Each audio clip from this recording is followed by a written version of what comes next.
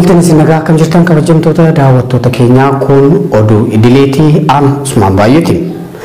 Liyyaaleen naannoo Amaaraa weerara jiraattota godina Walloo naannoo Shawaa Luuxee jedhamutti ganama har'aa gaggeessaniin lubbuun namoota afurii darbuun kanneen sadi madaa'uun gabaafame. Magaalaa Haxaayyii fi naannoo isiittis weerarri qindaa'aa humnoota kanneeniin halkan edaa gaggeeffamaa ture jedhan jiraattonni achirraa odeeffanne. Dhimma kanarratti Faayizaa Eeliyaas waan qindeessite qabdi.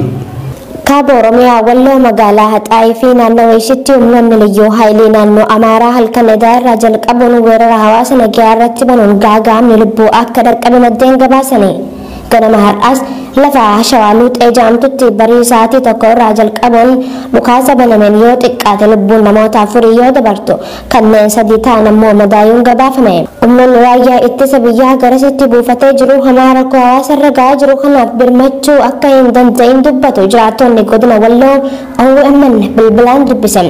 Jiraataan godina Walloo tokko akka himutti lola cimaa halkan edaa sa'aatii tokko irraa jalqabuun gaggeeffamaa ture irratti humnoota poolisoota addaa naannoo Amaaraa cinatti kan federaalaa gama warra Amaaraa goruun nageenya uummataa goolaa turuu himam.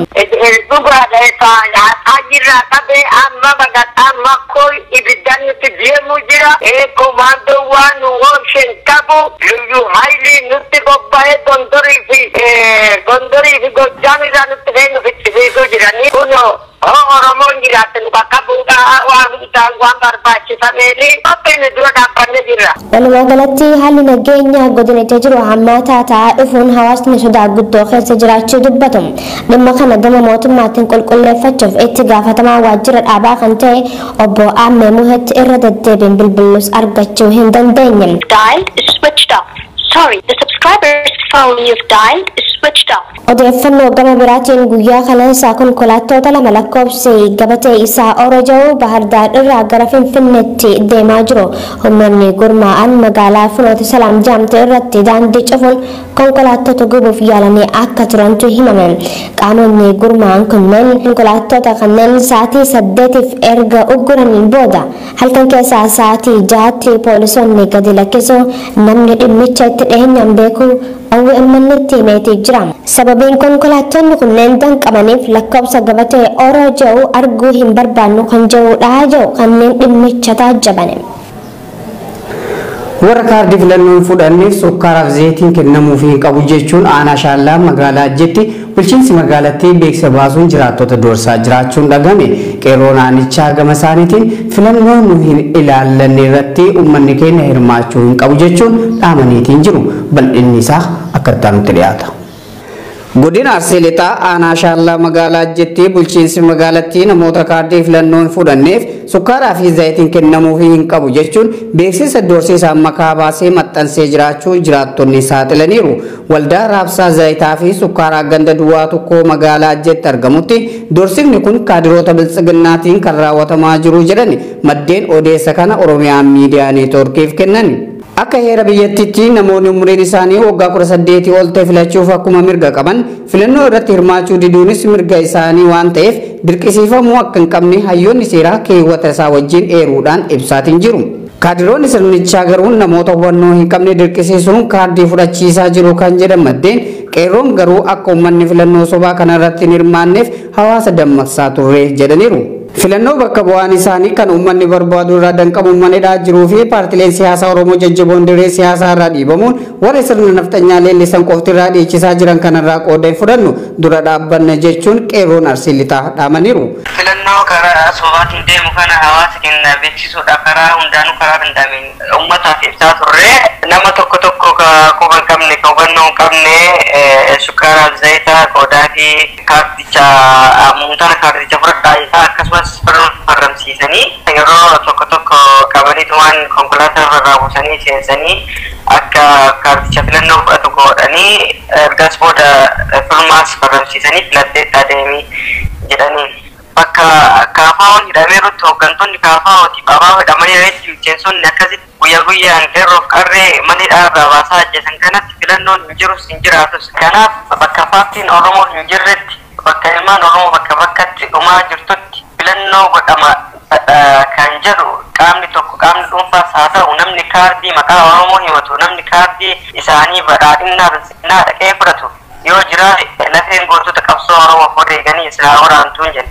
Kaardii filannoo fudhachuu diduun mirga ta'uu uummanni hubachuudhaan Oromiyaa bakkoota hedduutti hawaasni kaardii sirna gabroonfataa lagataa jiraachuu odeessaaleen maddeen keenya irraa nu dhaqqabaa jiran ni ibsu. Godina Shawaa Bahaa aanaa Booseetitti dargaggoo Ifaa Badhaasoo jedhamu mana hidhaatii baafame waraana mootummaatiin ajjeefamuu maddeen Oromiyaa miidiyaa neetwoorkiitti himani. Manguddoon Badhaadhaa Sanbatuu jedhamanis aanuma kanatti tibbana ajjeefamuun himameetiin jira.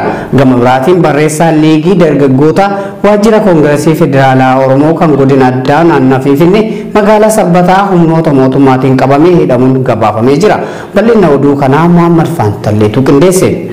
Godina Shawaa Bahaa aanaa Booseetitti dargaggoo Ifaa Badhaasoo jedhamu mana hidhaatii baafamee waraana mootummaatiin ajjeefamu maddeen Oromiyaa miidiyaa neetwoorkiitti himan. Dargaggoo Ifaa Badhaasoo torbee lama dura humnoota tikaa mootummaatiin ukkaanfamuun magaalaa Olancitiim kaampii humnoota poolisoota addaa keessatti hidhamuun erga tursiifamee booda halkan edaa ebila 16 bara 2021 kaampii keessaa baasanii ajjeesuun naannoo magaalaa Bofaa bakka adda bu'ii jedhamuun beekamtutti reeffa isaa gatanii akka deeman Oromiyaa miidiyaa neetwoorkii odeeffateera. Humnoonni tikaa mootummaa maqaa waraana bilisummaa Oromoo wajjin hidhata qabdaniitiin torbanuma kana manguddoo Badhaadhaa Sanbatuu jedhamu ajjeesanii jiraachuus maddeen himaniitiin jiru.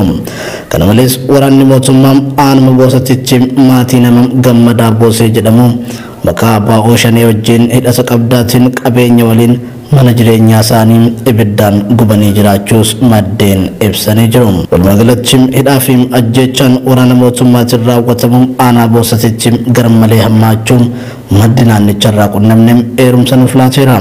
Sirna awwaalcha dargaggoo Ifaa Badhaasoo guyyaa har'aa aanaa Booseet magaalaa Bofaatti geggeeffamee jira. Torbee lamaan dura qabamee hidhamuu isaati odeeffannoon jiru. Saniin ala immoo edaa halkan ajjeefamee karaa irratti gatamuu isaati kan dhageenye. Saniifi amma gara iddoo awwaalchaa deemuudhaaf jirra. Akka tursiisan kaampuma kunoo warra humna addaa kana ofuma bira tursiisanii raawwataniitti guyyaa halkan edaa jechuudha ajjeefanii akka karaa irratti gatamudha odeeffannoon jiru. Gama biraatiin barreessaan liigii dargaggoota waajjira koongireesii federaalawaa Oromoo godina addaa naannoo Finfinnee magaalaa Sabbataa humnoota mootummaatiin qabamee hidhamuun gabaafame. Humnoonni tikaa mootummaa dargaggoo Moosisaa badii tokko malee gaafa ebila 16 bara 2021 ukkaamsanii fuudhuun mana hidhaatti kan darbatan ta'uu maddeen Oromiyaa miidiyaa neetwoorkiitti himan. Mootummaan biltiginnaa hooggantoota abbaa ofii kaafaa oogameeyyii mana hidhaatti erga galchee booda barreessitoota miseensotaa fi qooda fudhattoota dhaabbilee mormitoota kanneenii cufaa barbaadee mana hidhaatti guuraa jiraachuu maddi keenya magaalaa Finfinnee irraa dubbifne ibseera. Gocha gara jabeenyaa ilaalcha namummaa of keessaa hin qabneen ilmaan Oromoo ajjeesuu, hidhuu fi gidirsuun cimeetti fufeera. Kana uummanni Oromoo bal'aan cimsee falmachuu fi balaaleffachuu qabas jedheera. Godina Arsii aanaa Onqoloo Waabeetti ajjeefamuu artist Haacaaluu Hundeessaatiin booda namoonni nagaa kanneen dhibbootaan lakkaa'aman hidhamuun osoo mana murtii hin dhiyaatiin baatii 9 oliif dararamaa jiraachuu maatiin isaanii bilbilaan Oromiyaa miidiyaa neetwoorkiitti himaniiru. Akka maatii hidhamtoota kanneenii jedhanitti namoonni aanichatti hidhaman kunneen manguddoota, haawwota, dargaggootaa fi shamarran kan keessatti argaman ta'uu eeruun tilmaamatti namoonni 200 ol ta'an aanichatti hidhamanii murtii takkaan maletti dararamaa akka jiran ibsaniiru. Kanneen aanichatti mana hidhaa turan keessaa muraasni isaanii gara mana sirreessaa godinichaatti dabarfamuun magaalaa Asallatti hidhamanii jiran kan jedhan maatiin irra caalaan isaanii namoota abbaa ijoollee ta'anii fi maatii isaanii hojjetanii kanneen jiraachisaa turan akka ta'anis himaniiru. Dhimma kana iyyaafachuuf jecha bulchaa aanaa Onqoloo Waabee kan ta'an obbo Jamaal Kadiirootti bilbiluus walgahii irra jira jechuun yaada nuuf kennuu irraa qoollifataniiru.